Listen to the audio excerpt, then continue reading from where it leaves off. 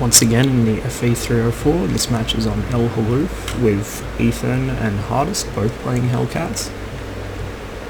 Now on El Haloof in 304 your really short range is quite limiting. It's only about 330, 340 odd meters, only slightly further than you can see. So usually what I do is head to roughly E1, E2, because from that position you can get decent shots at tanks on the hill,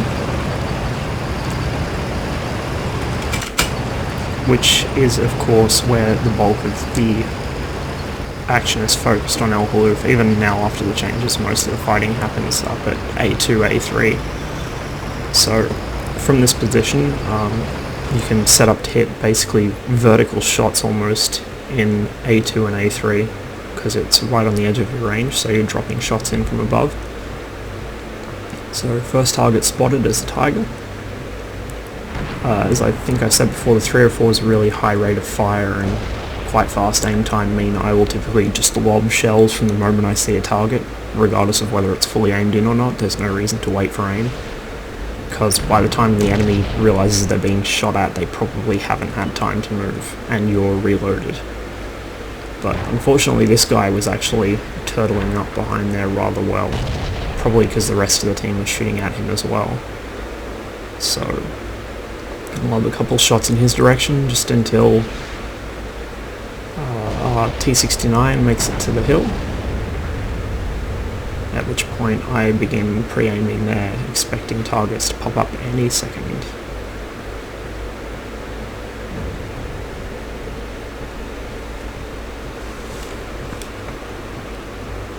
So you can see me pre-aiming the gap there where I expect the tanks to come through.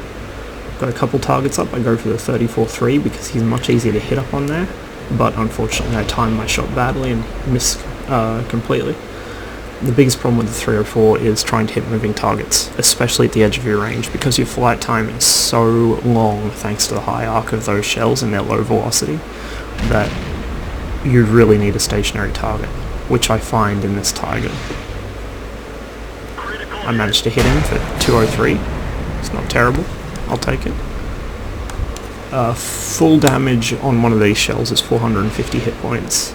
Typically you hit for about 100 and something, unless you get a full pen. 100 to 200 is normal, you can see.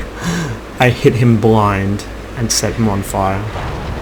That's the kind of dreams the FE304 is made of. Just when I thought I was going to be frustrated all match by puppies moving out my shot, he made it happen. So I begin aiming on the T-34. Type 58's an obvious target. Take a shot, but he backs out of it. I've still got to get better at judging timing on arty shells. I don't really play my 304 that often. It's more of a stress relief comedy tank than a serious play regularly tank. So you can see I got a direct hit there, but I don't know what it did. Typically direct hits against T-34s, T-29s, those are any sort of American heavy based on that chassis, is not very effective. The T-32 as well, just because of their turret armor. Also their hulls can be quite annoying, and their tracks are very wide and eat a lot of shots. So you can see me take a shot at the Hellcat here. Unfortunately it is a Hellcat and it is moving, and the combination of those two factors make it very hard to hit. I can, with quite surprising regularity, one-shot Hellcats, but not when they're trying to actively avoid being shot. Usually I wait for them to get set up and start laying into somebody when you know they're not going to move. Just start dumping shells on them. So you can see me here trying to pick shots on the engine deck of the IS-6 while he's slowly crawling up a hill. The IS-6 is another tank it's very difficult to engage with the 304 because it's very thick armor and it's very steeply sloped. So typically any hits I do get on IS-6s will seldom pass into triple digits. So I decided to focus back on the 34 instead. He's a bit of an easier target. Unfortunately, he's intent on not being hit, so he's moving around a bit. But you can see these two puppies here have made the mistake of thinking they're in arty cover because there's a hill next to them. Arty cover is not a concept that the FE304 is familiar with. and as such, it doesn't exist. If there's a 304 on the enemy team, your best bet is to get close to it and up against something where you're right inside its range, because if you're at the edge of its range, like these guys are for me, it'll just drop shots vertically over whatever cover you try and use. The other thing that will frustrate 304s is just driving around like a retard, constantly driving backwards and forwards for no readily apparent reason, turning in circles with no rhyme or reason to it at all. Those are the things that will frustrate an FV304 driver. If you move predictably, say in straight lines, or if your timing is consistent, you'll probably get hit. But if you just basically emulate PUBG driving as best you can, they're going to have a hard time, especially the further away they are.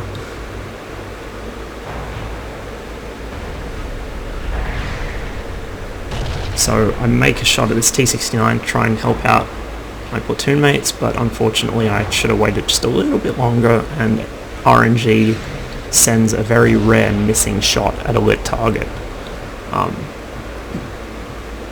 The rate of misses I have in the 304 is very low. Well, let me put it this way, in ARDA you're bound to miss a lot because either targets move while your shell's in the air, or you're shooting blindly at targets that aren't lit anymore, or you're just blind shotting at bushes trying to weed out TDs. In the FV304,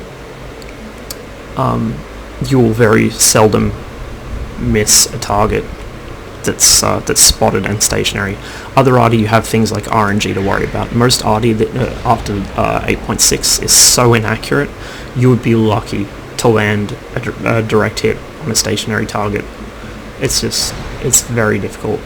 It's more luck than skill these days, it seems. Certainly from watching Hardest play, his ARDA, the only times I've ever seen him direct hit and full pen somebody were from complete snapshots he shouldn't have even made, because he wasn't aimed, he wasn't ready, his target was moving, that there was no chance they should have hit his target, and they did.